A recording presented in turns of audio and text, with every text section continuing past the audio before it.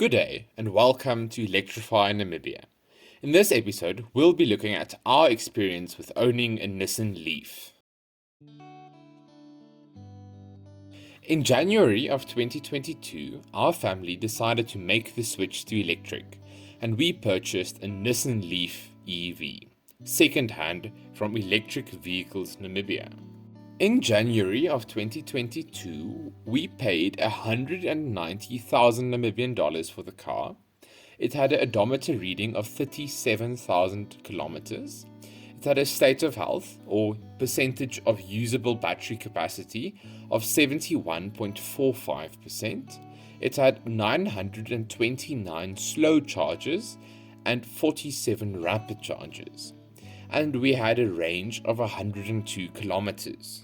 Now, in December of 2024, it has an odometer reading of 72,300 kilometers.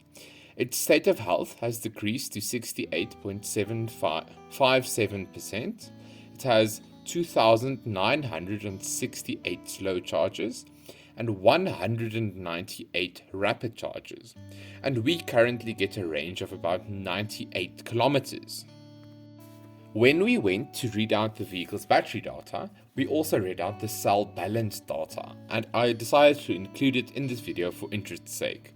Now here you can see the 96 individual battery cells that the big battery of the Nissan Leaf is made out of. And you can see, in our case, it differs, the highest one differs with 14 millivolts or 14 thousandths of a volt from the lowest one, which is very good, as anything below about 30 millivolts is very, very good. This can be achieved by balancing your car every week or 2 weeks, where you fully charge your car to 100% and then leave it on the charger. And this allows it to balance out the cells that are too full. It empties it a bit and charges the cells that are a bit flat. And that brings the voltage difference closer together.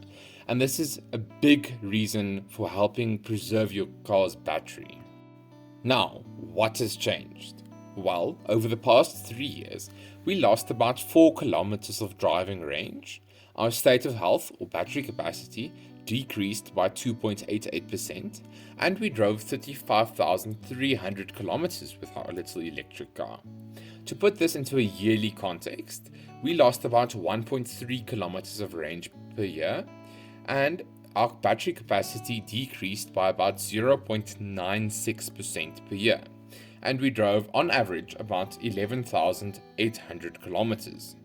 Now, just for interest's sake, we also measured the amount of slow charges and rapid charges that the car has currently accumulated, and this makes out to about 680 slow charges per year and 50 rapid charges per year. Now, the 50 rapid charges per year is quite low, as that's about 1 every week, and the slow charges is quite high, as it's almost 2 a day. But for what we did is, when we got solar, we started topping up our vehicle during the day when the sun shines to use less electricity from the city of Windhoek. And then we fully charge our vehicle during the evenings. And as such, each time you plug in the car, it adds 1 to the amount of slow charges. But we never quite fully charge it during the day, and because of the charge during the day, it's not as much charged during the night. So these numbers are for reference only and not to be taken too seriously. Now, conclusion time. Well, our vehicle is performing quite well with us losing such a little amount of range per year, and the vehicle will really be able to last quite a long time with its original battery pack. Now, if you haven't yet watched our videos on how to take care of your electric vehicle battery, you can press the card in the upper right hand corner to watch the 2-part series on how to take care of your battery, as this is the methodology we used when taking care and owning our car.